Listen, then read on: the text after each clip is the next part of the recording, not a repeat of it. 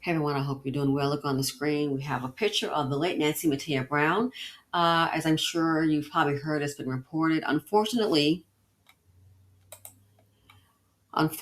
for Miss Nancy Matea Brown, she was unalived by her husband. I'm going to go ahead and play this news clip. The best and brightest. It's really getting it's just beyond belief. You get so tired of it. So let's hear the news clip and then let's have the conversation.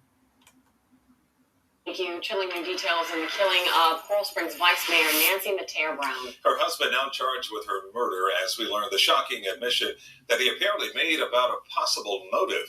Local 10's Ray Ramos is live in Coral Springs today with the very latest. Roy. Calvin and Nicole, and that person who he allegedly confessed to then went to police. That person telling police that the suspect allegedly told him that he shot and killed his wife because he couldn't take it anymore. Mr. Bowen, good morning, sir. You're charged with one count first-degree premeditated murder. You're also charged with one count tampering with or fabricating physical evidence. No bond for 40-year-old Stephen Bowen, who faced a Broward County judge Thursday, a day after his wife, Coral Springs Vice Mayor Nancy Matea Bowen, was found dead inside their home. The report does find probable cause for the charges. The tragic discovery all came after the vice mayor failed to appear to a commission meeting Wednesday. Police said after text messages were made to her husband by the commission manager as to where she may be, investigators said Bowen responded, texted her. She's not picking up. Where is she? Her car is not at home. Investigators said Bowen confessed to his uncle that he shot his wife because he couldn't take it anymore. His uncle went to investigators who then made their way inside of the vice mayor's home. It's there she was found wrapped in a blanket and trash bags after being shot and killed. This is being investigated as a domestic violence incident. Her husband, Stephen Bowen, is in our custody. While Bowen is accused of the heinous crime, it's the vice mayor being remembered for her public service and contributions to her community. It's a devastating loss, not just for Coral Springs, but for the people of Broward County. She cared about students. She cared about seniors. She cared about the environment. She cared about fairness. She cared about equality. She cared about her culture. Vice Mayor Matea Bowen, a leader and a voice for so many.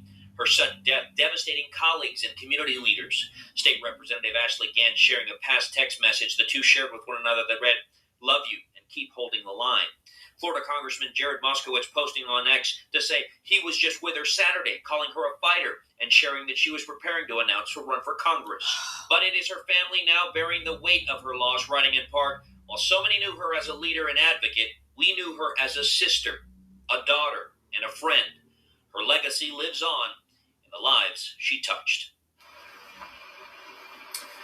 And this tragedy just so devastating for her colleagues, for her family, for her friends, for this community as a whole. For that reason, they plan on holding a candlelight vigil right here outside of City Hall in Coral Springs. That will run from 7 to 8 tomorrow evening, and all of those who plan to attend are encouraged to wear orange. Just a little video, but 2 days ago, about if you're trying to build, best to stay single, the jealousy. We're hearing her accolades, her accomplishment as vice mayor of Coral Springs. What did he do for a living? I've yet to hear them say, oh, he worked for this company or had a business. What did he do for a living? And here she was planning to run for Congress. Sounds like to me, you got somebody who's unequally yoked. Sounds like to me, she's picked up a man that is totally beneath her. He can't take it anymore. Sounds like to me, she picked up a man that was beneath her and, let me guess, try to help him build, maybe try to help him become something. And in actuality, he doesn't want to build. He's okay, I would say, in my opinion, being nothing, just riding your coattail. What does he do for a living? Where's his job? Where's his company? What's going on? Who pays for the house? I bet you she did. I bet she carried them both. And when you have career women that are oriented like that, a lot of times they pick up a man that is totally less than and is really and truly undeserving of you. This is what typically happens. You're gonna go ahead and show him, hey, look what I've accomplished, and let me guess what we. This is what I think is probably contribute to this. This is what we can do together. And you're pushing this man, is pushing this man, and he's probably doing nothing. He's just okay, probably just living off of her. And then when you keep on pushing, then when I first heard them say he was what? He couldn't take it anymore. Then why don't you leave, sir? Take your own resources and leave. I bet you probably don't have it. If you cannot take it anymore, all you have to do is get in your vehicle, take your little resources, go get an apartment, extended stay, just leave. You couldn't take it anymore. There's also more information that was not released in this newscast that he used a shotgun and used a pillow and shot her upstairs. And guess what? They said she had been dead. And that he stayed in the house. He stayed downstairs. He couldn't take it anymore. Then it's very simple what to do. Leave. Oh, but you can't leave if you don't have the resources. And being that she's accomplished, vice mayor, go with your family. They're going to probably know the problem is probably you and don't want you there. And you're probably used to her being on the go and working. And let me guess, if he's not employed, you enjoying that beautiful home to yourself. Is that what happened? Is that what happened? If you can't take it anymore, then it's just time to split up and then everyone go their separate ways. So all he had to do was to go ahead, pack your little duffel bag or your trash bag, get your own resources, and go charge your hotel room, extended stay, Airbnb. There are so many options, but let me guess, I bet you might be living off of her. And for him to do this lets me know there's hatred. You just don't get mad at a spouse and go pull a shotgun. That hatred has been there, and that hatred, in my opinion, has been building up. He couldn't take it anymore. She was about to run for Congress. What was he doing with his life? Probably getting jealous. Heck, we don't know if she was thinking, people get into arguments. We don't know if she said the scary words called divorce. We don't know it. Only he's alive. And he may have panicked. He knows we can't afford to stay in the house. Oh, what am I going to do? Uh-oh. You can't take it anymore? Then just leave. No, but I bet you he can't live off her resources. Talk about sleeping with the enemy. All he had to do was leave. He can't take it anymore.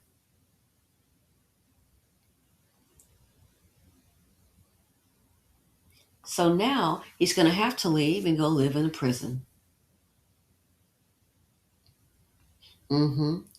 Leave and go live in the prison. And we're going to see how you can take that anymore. Or you're going to be taking it. And I'm not going any further with that.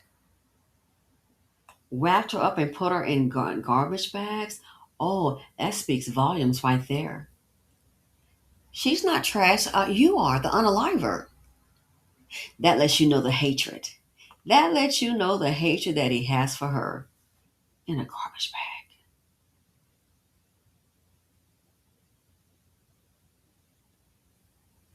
She was about to run for Congress. Just excelling, and look what happened. I think this is nothing more than jealousy, and I cannot control and manipulate you. I don't understand why these men, when they're like this, why they can't just, you're with a winner already, can't build up. No, because they're lazy. They are dysfunctional. They are low vibrational. So when you have that kind of individual and you're trying to boost them on and, hey, doing this, it's like having a child. Did you do this? Did you do that? And that's what I think happened. It's like having a child. You're trying to make him something so you can build him up together. It rarely works. It rarely works. He couldn't take it anymore. I think he was jealous of her, and he could not take the success. He could not take the fact that, oh my goodness, she is still excelling. And what are you doing? playing Dust Bucket Donnie, riding off her coattail.